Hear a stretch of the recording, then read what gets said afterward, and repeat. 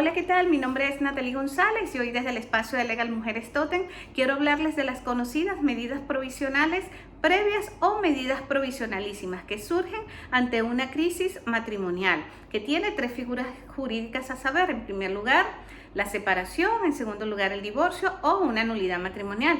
Si no se ha interpuesto demanda o no se pretende interponer demanda de manera inmediata, puede surgir la necesidad con carácter de urgencia de requerir medidas para regir la vida familiar. ¿Cuáles serían esas medidas que comúnmente conocemos? En primer lugar, medidas respecto a temas relacionados con uso de la vivienda familiar, medidas en temas relacionados con la guardia y custodia de los hijos o hijas menores que tengan en común, medidas sobre régimen de visitas y medidas sobre pensión, bien sea compensatoria o pensión de alimentos. Esas medidas provisionalísimas van a darse mediante un procedimiento breve, un procedimiento oral, y se va a hacer a través de una solicitud donde, como anteriormente lo he dicho, debe demostrarse la necesidad, la urgencia para que el juez las pueda otorgar. Y también es importante destacar que no se requiere la asistencia o el acompañamiento, bien sea de abogada, abogado o de procurador o procuradora al momento de la solicitud. Pero cuando ya se está en un procedimiento en sí mismo, al momento de la vista o la comparecencia que solicita el juzgado de las partes, allí sí es obligatorio que estén acompañados o asistidas de representante legal. Estas medidas provisionales tienen una vigencia de 30 días, las cuales, de no interponer demanda a las figuras anteriormente mencionadas en una crisis matrimonial, las mismas caducarán y todos sus efectos se perderán. Por lo que es importantísimo que se destaque que la necesidad de esas medidas van a surgir y se van a dar mientras se interpone un asunto principal, que en este caso son las figuras jurídicas que surgen debido a una crisis matrimonial. Será hasta una próxima oportunidad.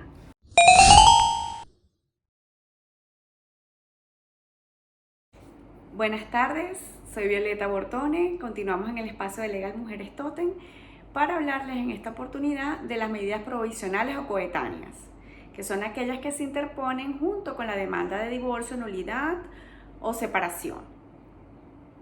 Las medidas provisionales o coetáneas son las que se solicitan además de la demanda de divorcio, por ejemplo, que es lo mayormente utilizado, cuando las partes o cónyuges no se ponen de acuerdo en las estipulaciones en las que versará el convenio regulador, pero necesariamente saben que entrarán en un procedimiento largo, contencioso, y que mientras hay que regular ciertas situaciones como son uso de la vivienda, régimen de visitas, pensión de alimentos, custodia, guardia y custodia de los hijos en común, etc. En ese caso, la parte demandante o la parte actora, como quieran llamarlo, o la cónyuge o el cónyuge acompañado de abogado, interpone o introduce una solicitud de demanda de medidas coetáneas junto con la demanda de divorcio.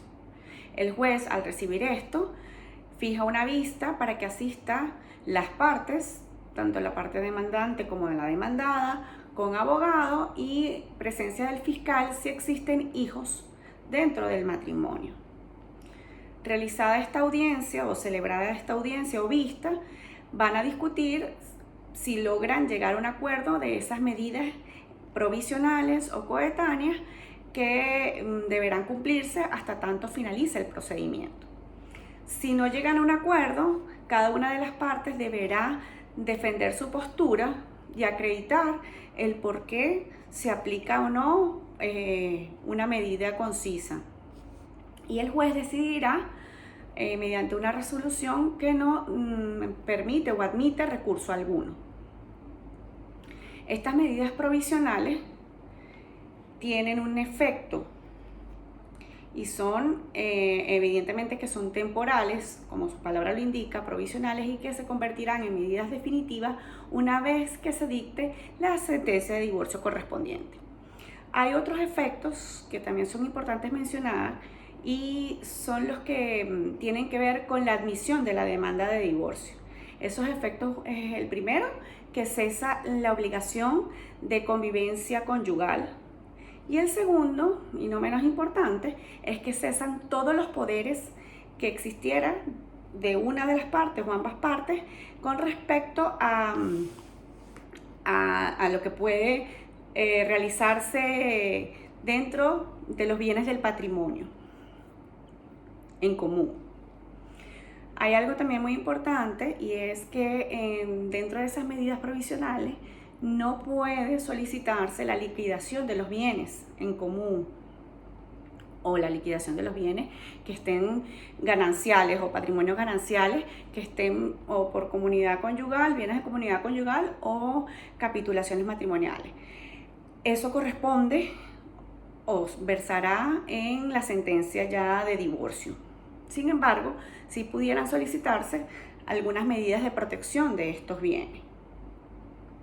Finalmente, y a modo ya de conclusión, tenemos entonces que en el procedimiento de divorcio, separación o nulidad pueden solicitarse unas medidas previas o provisionalísimas, explicada por mi compañera Natalie anteriormente, y pueden solicitarse unas medidas provisionales o coetáneas que van acompañadas con la demanda de divorcio. Esperamos que le haya sido de utilidad esta información y continuaremos con nuestros vídeos de derecho de familia. Dale like si te gusta y síguenos por favor en nuestras redes sociales de Instagram, YouTube y Facebook. Esperamos tu feedback y cualquier otro punto que sea de tu interés que desarrollemos a posteriori, pues haznoslo saber a través del